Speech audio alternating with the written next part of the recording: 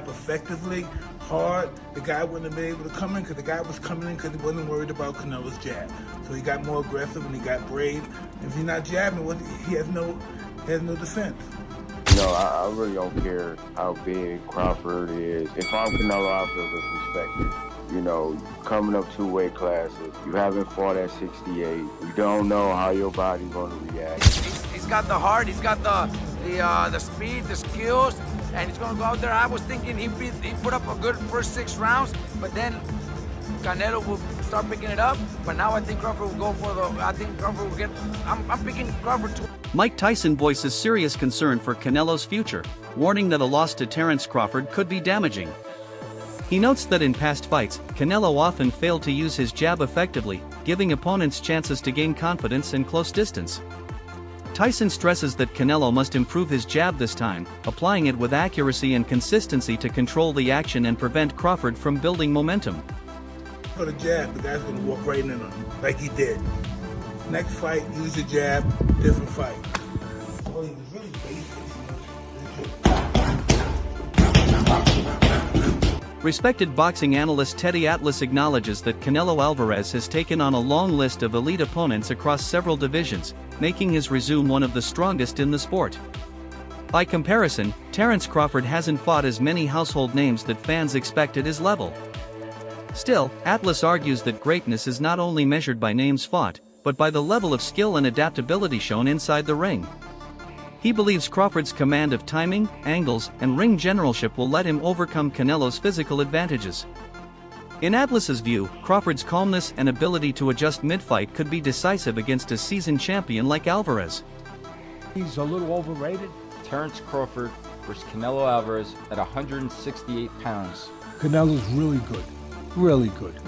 But I think Crawford is special. I know he hasn't fought the resume everyone wants, but you have that or you don't have that ingredient. I think he has it. Canelo's really good.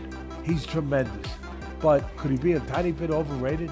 The greatness is within Crawford. It's in his desire, it's in his mind, it's in his makeup, where he came from. I know he's moving up in weight class, can he carry it? But those intangibles, I believe that he has. For Canelo Alvarez, the stakes in this matchup go far beyond winning or losing. Terence Crawford is moving up 2 divisions, creating a unique challenge but also adding pressure to Canelo. A defeat under these circumstances would open criticism, suggesting Canelo failed against a naturally smaller opponent despite advantages in size, strength, and experience. Such an outcome could damage his standing in the sport and raise doubts about his place as one of the top pound-for-pound fighters of his generation. This is why the risk for Canelo begins even before the opening bell. I really don't care how big Crawford is. If I'm Canelo, I feel disrespected. Coming up 2 weight classes, you haven't fought at 68. You don't know how your body's going to react, and you just think, you just going to come up and beat me. We seen it with Charlo, his videos, how he was looking, moving around the ring, and everybody thought, that might work, and we saw what happened come fight night. Crawford is a skillful guy, but who has he really beaten? Spence. After Spence, now all of a sudden he can jump up 2 weight classes and beat Canelo. I don't see it. If I'm Canelo, I would have to make a statement with Crawford. Canelo cannot lose this fight. He shouldn't lose this. David Benavidez speaks with conviction when assessing Terence Crawford's place among the elite. He describes Crawford as operating on another level of skill and mental sharpness compared to most fighters today. Benavidez praises his ability to switch stances, remain composed under pressure, and dictate pace regardless of style. He believes Crawford's real edge comes from his fight IQ, combining poise and precision to systematically break down even the most experienced opponents. Terence Crawford, does he have an opportunity to beat Canelo? I think if anybody has a chance to beat Canelo, I think it's Terence Crawford. His IQ is on another level. He's a great fighter and he's strong. It's just that it's a lot of weight. I wouldn't be surprised if Terence Crawford wins. Wouldn't be surprised. Terence Crawford, when he went up against the best opposition, like Earl Spence, he showed what level he's on, what type of dog he is. I don't know, you really have to let these fights play out to see what happens. He might get hurt, that might activate him to come back strong. Could you still make 68? I don't want to make 68. No, I know you don't. Terence wins 68. Yeah, well, if that's, yeah, I can make one. Jeff Mayweather underlines the technical brilliance that defines Terence Crawford's career, emphasizing his ability to read opponents and adjust with near-perfect precision. While giving Crawford the edge in pure skill, he reminds everyone that Canelo Alvarez's power and experience cannot be ignored. Canelo has shown time and again that one perfectly placed punch can turn a fight around, and he has survived the toughest names in the sport. Jeff warns that underestimating Canelo's ability to adapt and exploit openings would be a huge mistake for Crawford or anyone sharing the ring with him. It's kind of tough, but if anybody can do it, I think it would be Terence Crawford. I mean, skill-wise, I think he's a better fighter than Canelo, but Canelo is also a great fighter but he owns that weight class that he's in. So I would just say that I think that Crawford has to fight almost a perfect fight to win. Max Kellerman's breakdown centers on the jab as a pivotal weapon in this fight. He points out that Crawford's jab is among the most accurate and efficient today, allowing him to dictate range, set up shots, and disrupt rhythm. This control has been central to Crawford's success. He contrasts that with Canelo, whose jab earlier in his career was a powerful tool to neutralize aggressive rivals.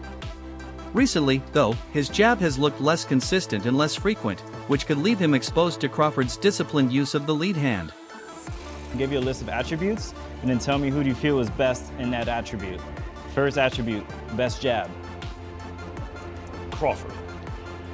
Best defense. Crawford. Nowadays, Crawford. I would say early in the fight, Canelo. And earlier in his career, Canelo. But he hasn't been that kind of fighter in recent years. Although Crawford is also hittable. With any fighter, when you talk about their defense, the question is not, can they be hit with a shot? You take punches. Everyone, the greatest defensive fighters ever get hit. Pernell Whitaker, Willie Pep, Floyd Mayweather, they all get hit. The question is, can you hit them with combinations? And both guys are hard to hit. With the two-piece, hard to hit. So who has the best footwork out of the two? In terms of cutting off the ring, last fight notwithstanding, Canelo has gotten much better at cutting off the ring. Gary Antoine Russell highlights the cultural and stylistic clash in this matchup. He explains that Canelo Alvarez represents the traditional Mexican style, pressuring with body shots and sharp counters. In contrast, Terence Crawford brings the rhythm, fluidity, and defensive awareness often associated with African American boxing styles. This creates an intriguing battle where each man will try to impose his rhythm while nullifying the other's strengths. Canelo, he has mastered his style. Now, typically, Latinos, they got their own style versus melanated black people. Having like more rhythm, more flashiness and panache to their stuff, more swag. Yeah. We just fight different than other ethnicities. If you want to throw Amir Khan in there, his ethnicity, he was in and out. Yeah, that's the European kind of style. Textbook, you know, but that was his style. Canelo got his style and he mastered it. Terence Crawford cannot take nothing away from him. He's like freakishly good, you know. He go both sides, southpaw, orthodox, you know. And I feel like he adapt well. But it don't take much to get hit, especially these little 8-ounce gloves. He cannot slip up. He cannot slip up. He gonna have to stay set from bing to bing from round 1 to 12, and he better be in shape. I'm talking about like not 12-round shape, I'm talking about like 16-round shape. Trainer Robert Garcia has openly declared his support for Terence Crawford in this mega fight. Garcia admires Crawford's discipline, work ethic, and dedication to mastering fundamentals. He believes Crawford's success at the highest level highlights the value of technical mastery and ring IQ. While Garcia respects Canelo's career achievements, he personally hopes Crawford emerges victorious. I love Crawford. He knows that. I've seen him. I've talked to him many times, and I wish him the best. I'm actually very happy for him and Bomac for everything they've done and the big fight that they're getting. You know, in this sport, making it to those fights and making it to those paydays, you got to be happy for anybody that makes it there. So Bomac knows, Crawford knows, now I'm actually, after Canelo's performance, I'm actually leaning towards Crawford to win this fight. Why is that? What changed? Because I know Crawford's, he's got the heart, he's got the speed, the skills, and he's gonna go out there. I was thinking he put up a good first 6 rounds, but then Canelo will start picking it up. But now I think Crawford will go for Crawford will get, I'm picking Crawford to win. Omari Jones views Crawford's preparation for this fight as a model of professionalism. Instead of adding weight too quickly and risking speed or stamina, Crawford has carefully built size through focused nutrition and conditioning. This allows him to maintain agility while developing the durability required to face a bigger opponent like Canelo. Jones believes this approach maximizes Crawford's chance of winning while reducing the drawbacks of moving up in weight. Me personally, meeting Crawford several times, it's like the man is just so competitive. It's like I don't even have to say nothing to him. He'll just like, man, when we sparring, it's like his competitiveness is always gonna put him over the edge, and then he just has that like, I'm not gonna let you bully me, or his skill set. And it, I know they talk about Charlo when Charlo moved up, but I feel like it may be a little bit different for Canelo this time around because Crawford took the moving up in weight classes serious. He did the diet and he did the training. So I feel like when you put in work like that, it's a win-win. So you don't think Crawford, gained that weight? Because I saw him; he's pretty big. You don't think that's going to be a disadvantage for him in this fight? No, it looked like he put it on the right way. The nutrition, like I said, the training. Crawford, he trains hard, so I feel like, I know they say he probably went up to like 185, so he has to lose that weight.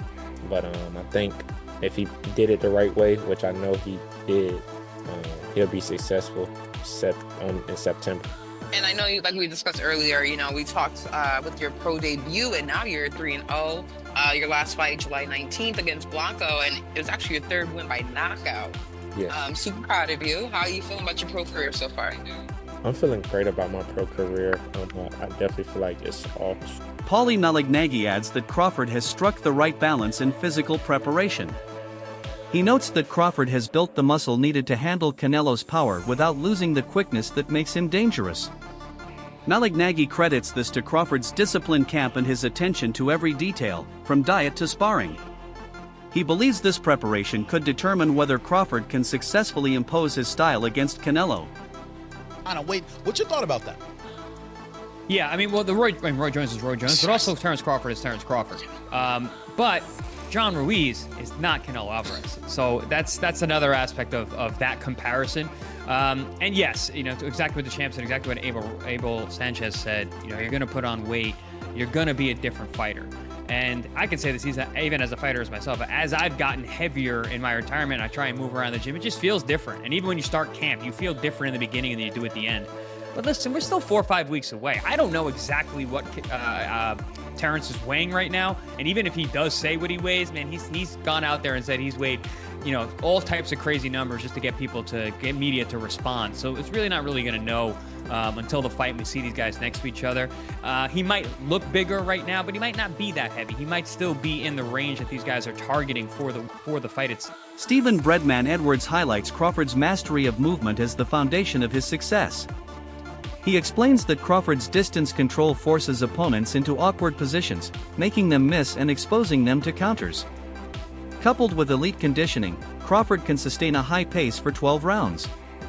Edwards stresses that this movement will be key in neutralizing Canelo's pressure and preventing him from cutting off the ring. He also notes Crawford's mental toughness, which keeps him calm even under fire. Really good. But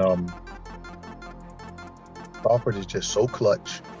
His conditioning is so good.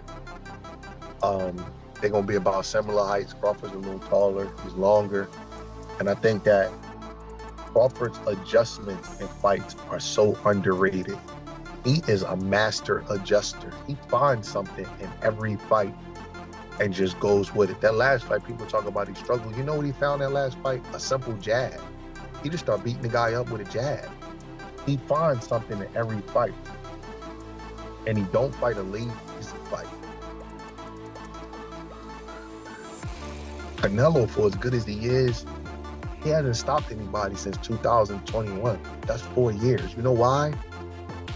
Because he gets a little tired and gets like a little bit complacent. He's a power puncher. Anybody that punched that hard don't want to go 4 years without a stoppage.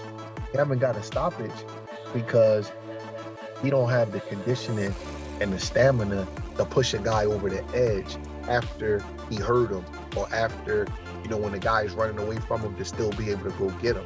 He don't want to go the distance in all these fights. You think he wants to go the distance with Jamel Charlo and John Ryder and Edgar Berlanga and Triple G at 68? He don't want to, but he don't have that extra gear anymore, in my opinion, to get guys. Canelo Alvarez's recent outing against William Skull raised red flags for fans and experts. His output was lower than usual, and his footwork lacked the urgency and sharpness of his prime. Instead of dictating the pace, Canelo often reacted to Skull's offense, letting the challenger work comfortably. This hesitation raised questions about whether Canelo still has the stamina and sharpness to dominate elite opposition across 12 rounds. Critics fear that a versatile fighter like Crawford could exploit these lapses. And after really the Triple G fight is when we've seen the slippage on Canelo. And over the last 2 years, it's been immediately apparent. It's been apparent straight away over the last 2 years. Canelo's feet have always been slow. He's always been very slow-footed. So when people are saying, oh, it looks like his legs are slowing down, yeah, they are. They've never been quick, but now they're even slower, which is a problem. And Jim Lampley on commentary on Friday night show was saying that one of Canelo's biggest strengths is his legs. It generates power and it helps with his punch resistance. Well, those legs are sliding and that power is diminishing. Canelo hasn't had a stoppage win now since he knocked out Caleb Plant in 2021.